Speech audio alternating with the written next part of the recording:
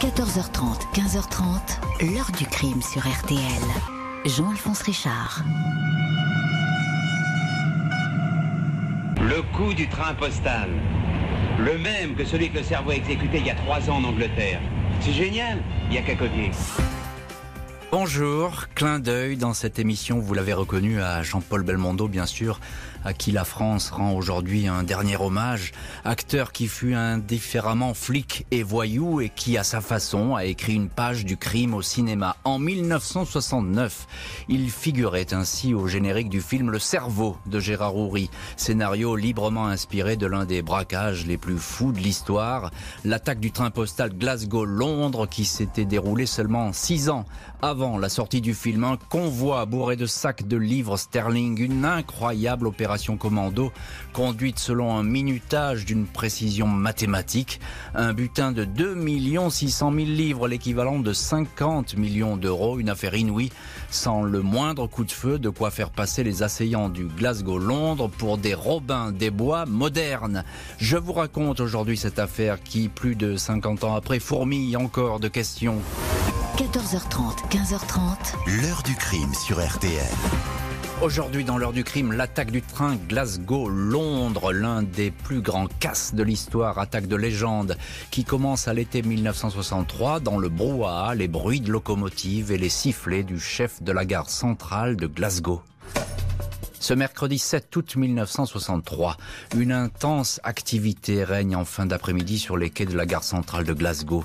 Un imposant bâtiment victorien qui trône au milieu de la cité écossaise. Le Travelling Post Office Special, le train postal spécial, est sur le départ. Des employés chargent les derniers sacs de courrier juste derrière la locomotive. La voiture numéro 2 est parfaitement identique aux autres, sauf qu'ici, un policier en uniforme monte la garde.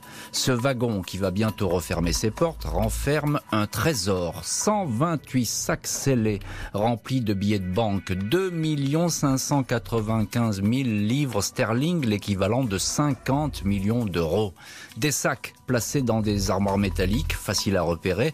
Ils portent tous une étiquette rouge marquée des lettres HVP pour High Value Packet, colis de grande valeur. Un trésor de livres écossaises destiné, comme le veut la loi, à être changé auprès de la Banque centrale britannique à Londres. En temps normal, il n'y a que 200 ou 300 000 livres dans le train postal, mais si aujourd'hui le montant est si élevé, c'est qu'il suit un jour férié, le Bank Holiday, au cours duquel les commerçants de toute l'Écosse ont rempli leurs caisses. Ce détail n'a pas échappé à celui que la police va surnommer l'Ulsterman, en raison de son accent irlandais, cet homme de l'Ulster qui a donné le tuyau à une équipe de malfrats londoniens. L'Ulsterman a ainsi offert sur un plateau un train bourré d'argent et une proie facile. Pas de policiers à bord, aucun des 77 postiers n'est armé. Qui plus est, par mesure d'économie, la radio n'a pas été installée sur ce convoi qui, officiellement, ne transporte que du simple courrier. Le train postal quitte la gare de Glasgow à 18h50. Le convoi, tracté par la plus puissante des locomotives diesel britanniques, va rouler sans interruption pendant 640 km. Il doit atteindre sa destination, la gare londonienne de Euston, le lendemain matin à 3h59 précise. Aucun incident jusqu'aux alentours de 3h du matin, jeudi 8 août. Passé la localité de Leighton Buzzard, à une bonne heure de Londres, le conducteur de la locomotive, Jack Mills, aperçoit un feu rouge, il stoppe le convoi. Son adjoint descend sur la voie pour décrocher le téléphone d'urgence. Mais les câbles ont été sectionnés. Le feu rouge est un faux, c'est une simple lanterne alimentée par une pile. Le vrai feu a été recouvert par un gant. Le cheminot n'a pas le temps de réagir, il est jeté au sol, menotté. Des hommes portant des cagoules et des casques de moto s'affairent alors à détacher la locomotive et la précieuse voiture 2 du reste du convoi. 4 hommes masqués grimpent à bord de la loco, le conducteur est frappé à coups de matraque et coups de pied. Le plan prévoit qu'un membre du commando prenne les commandes de la motrice pour avancer un petit kilomètre jusqu'à Bridgau Bridge, le pont de chemin de fer de Bridgau. L'homme en question s'est entraîné, mais une fois au volant, il est perdu. Il ne connaît pas le fonctionnement de la machine. L'opération est en train de capoter. On réveille alors le vrai chauffeur qui, groggy et tremblant, reprend les commandes. Jack Jack Mills restera à jamais traumatisé par ces minutes de terreur. Il mourra 6 ans plus tard sans avoir pu jamais retravailler. La locomotive et son unique voiture parcourent le fameux kilomètre pour s'arrêter sur le petit pont. Cette fois, les voleurs forcent les portes de la voiture numéro 2. Les 5 postiers à bord n'ont rien pour se défendre, ils sont matraqués. Aucun coup de feu n'est tiré. En 15 minutes, les 128 sacs sont jetés depuis le pont sur une minuscule route de campagne.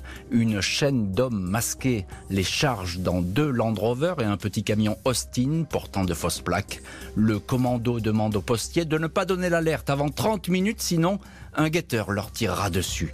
L'attaque du train postal, le plus grand casse du siècle, s'est déroulée exactement comme son cerveau l'avait imaginé.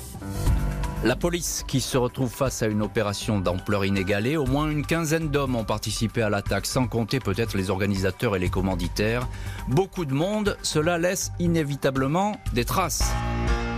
Ce jeudi 8 août au matin, une cohorte de policiers en uniforme et en civil arpente les abords de Bridgend Bridge, le pont sur lequel la voiture numéro 2 et ses millions de livres sterling a été dévalisé.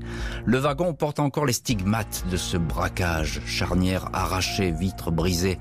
Scotland Yard et la police locale travaillent de concert respectivement sous les ordres des commissaires Jack Slipper et Malcolm Futrell.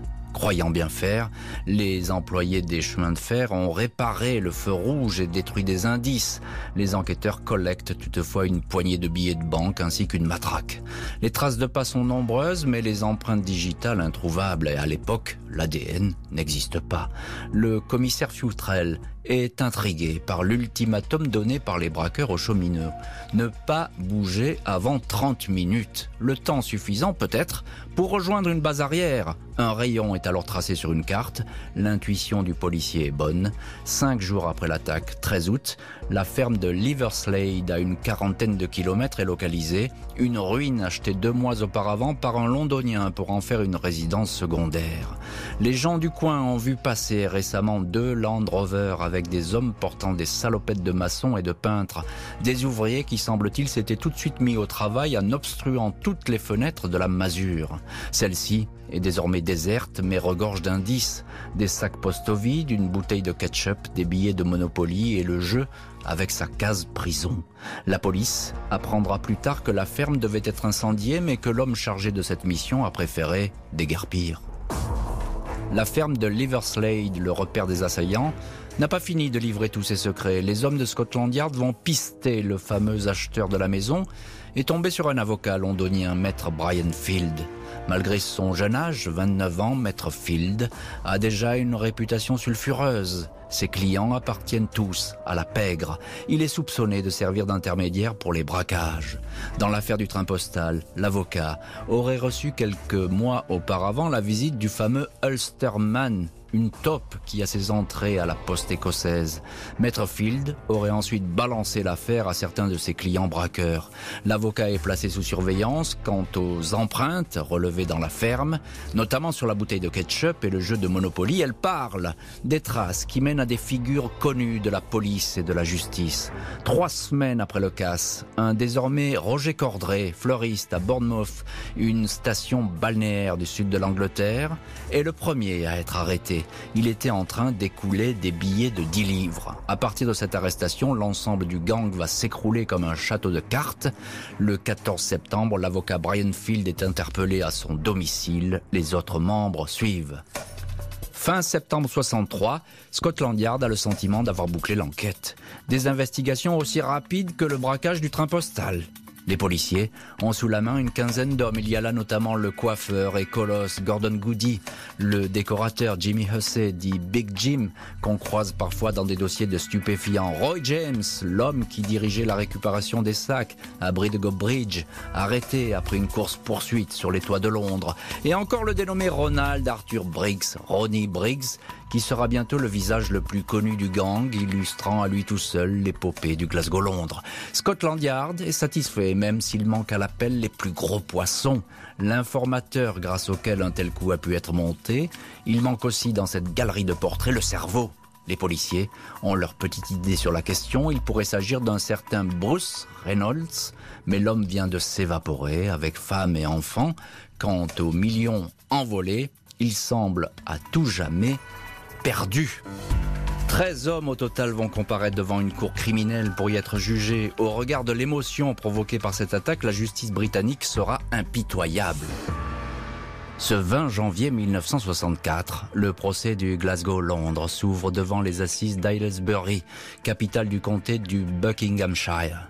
Les audiences vont se succéder pendant 3 mois sans apporter d'éléments capitaux sur l'enquête. Les accusés font profil bas et ne délivrent aucune confidence digne de ce nom. C'est tout juste s'ils se connaissent. La loi du silence règne dans la salle, chaque jour bondée de curieux et de journalistes. L'accusation décrit l'attaque du train comme un crime d'une violence sordide, même si aucun coup de feu n'a été tiré, une entreprise inspirée par une vaste avidité. Mi-avril, le verdict tombe, un seul acquitté, un dénommé John Thomas Daly, dont les empreintes étaient sur le jeu de Monopoly, un jeu qui appartenait en fait à son beau-frère, le cerveau en cavale, Bruce Reynolds. Il jouait souvent chez lui. Pour les autres, les peines s'échelonnent entre 3 ans et 30 ans de prison. 7 malfaiteurs écopent de cette peine principale. Ce procès en demi-teinte et ce verdict sévère est loin de mettre un point final à l'affaire du train postal. 4 mois après la sentence, la presse fait ses gros titres avec l'évasion d'un des condamnés de la prison de Birmingham. 3 hommes sont venus le sortir de sa cellule. Charles Wilson se réfugie au Mexique. Moins d'1 an après, juillet 1965, c'est au tour du charpentier Ronnie Biggs de se faire la belle en escaladant le mur d'enceinte de la prison de Wandsworth lors d'une séance de gymnastique. Biggs, personnage fantasque et provocateur, va alors devenir une vedette du crime, la vitrine du Glasgow-Londres. Pendant 36 ans, il va échapper à la police britannique. Il parvient tout d'abord à se rendre en France, caché dans un bateau. À Paris, il subit une opération de chirurgie esthétique pour modifier son visage. On le retrouve ensuite en Australie, où il fabrique des décors de cinéma et où son épouse et leurs 2 enfants l'ont rejoint. Il échappe de justesse à une arrestation et s'installe au Brésil.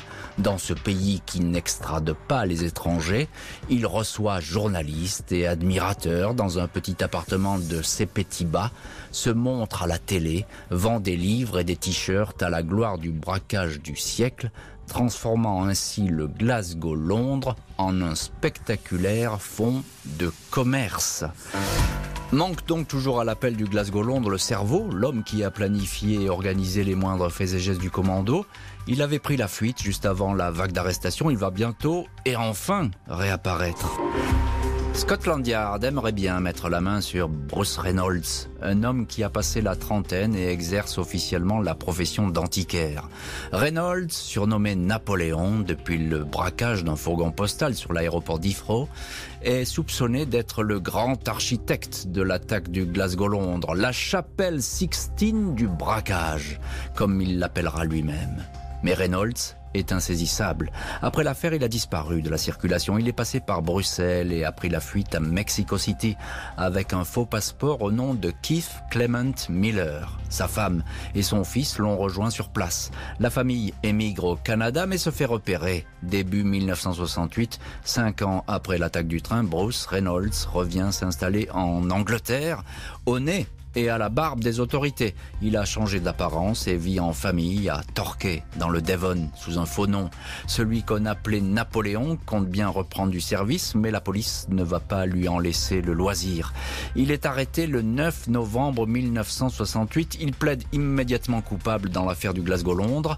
Condamné à 25 ans de prison, Bruce Reynolds se livrera à quelques petits trafics d'amphétamines. Il mourra sans un sou en 2013. La star excentrique du braquage, Ronnie Biggs, va elle aussi connaître un pâle destin. En 2001, après 3 attaques cérébrales, il décide de quitter le Brésil pour rentrer au pays. Il contacte lui-même Scotland Yard pour obtenir un passeport. Il est aussitôt arrêté à sa descente d'avion, écroué dans la prison de haute sécurité de Belmarsh. Il va y rester 8 ans. C'est un vieillard recroquevillé sur un fauteuil roulant qui est libéré pour raison médicale. 2 jours avant son 80e anniversaire, il meurt 4 ans plus tard. Bruce Reynolds, le cerveau présumé, et Ronnie Biggs n'ont jamais donné les clés permettant de savoir qui avait vraiment fait quoi dans cette affaire et qui en était le véritable instigateur, peut-être un responsable de la poste britannique. Plus de 50 ans après l'attaque du train postal Glasgow-Londres, l'histoire continue de susciter questions, supputations, explications plus ou moins fantaisistes. Le personnage de l'Ulsterman, l'homme à l'accent irlandais, l'informateur à l'origine de l'affaire et qui a reçu sa part de butin, reste une silhouette en filigrane. Scotland Yard avait enquêté au sein de la Poste, interrogé les responsables informés de ce gigantesque transport de devises, des investigations qui n'avaient donné aucun résultat. L'un des membres du commando, l'ex-coiffeur Gordon Goody, reconverti en patron de bar sur la Costa del Sol, en Espagne, avait fini par donner un nom, celui de Patrick McKenna, un employé des postes irlandais travaillant à Londres au centre de courrier d'Islington. Il avait vu son nom sur un étui à lunettes qu'il avait oublié lors d'une visite de préparation du coup. Aucune preuve ne viendra corroborer cet aveu très tardif. L'argent du Glasgow-Londres n'a jamais refait surface. Les petites coupures entassées dans des sacs, essentiellement des billets de 1 et 5 livres, auraient été rapidement partagés et vite dépensés. Les numéros de billets n'étaient pour la plupart pas répertoriés. Une légende tenace dit qu'une partie du trésor est enfouie dans une forêt anglaise, mais il ne s'agit dans cette histoire que d'une légende, une de plus. L'heure du crime, présenté par Jean-Alphonse Richard sur RTL.